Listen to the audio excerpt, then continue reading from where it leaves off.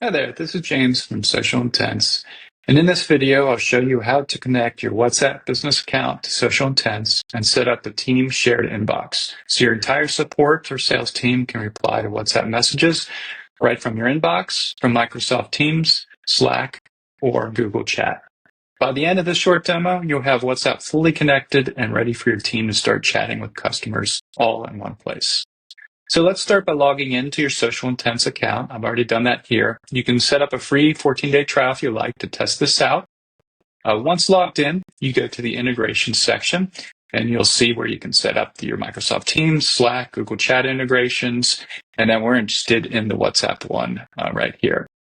To connect the first time to WhatsApp, you'll see a connect button. You click on that and you log into your Meta account.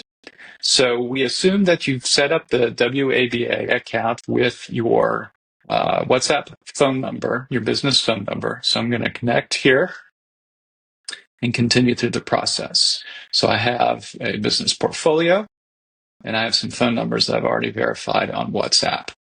Once you have selected those numbers, I'm going to choose an existing one, which is this one, and then I'll confirm the selection. At this point, the Meta side creates a token that we can use to connect, and then we finish the configuration.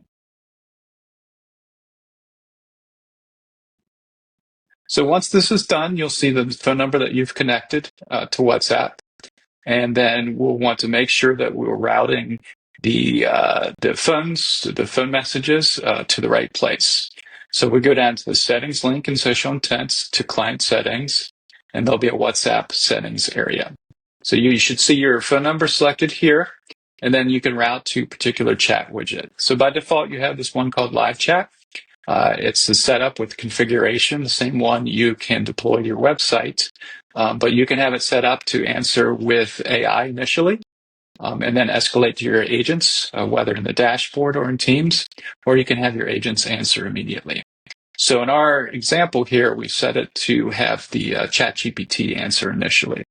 So I have my phone number or phone set up here and then with a WhatsApp number. So if I send a message from WhatsApp, we will then forward it to ChatGPT in our inbox, and then it'll respond automatically, right? So this is our response, and then we can also see it in our inbox as well. So if I say schedule a demo, so this is still with the AI responding, and with what other data you've trained it on, it'll respond with, okay? At any point in the conversation flow, I can respond as an agent, or I can escalate up to the human. So you can set up keywords and phrases that would escalate to your agents, so you'll get notified. Since I'm already in here, I'm going to reply, and this message will also be sent back to the visitor side. So you can see that you can easily hand off chats between your team members. You can configure the chat for WhatsApp. You can also configure additional channels like Messenger or website chat. Under the chat settings, you can create multiple chat widgets. And with each chat widget, you can set it up to configure different scenarios for your chatbot, whether you pick your AI model.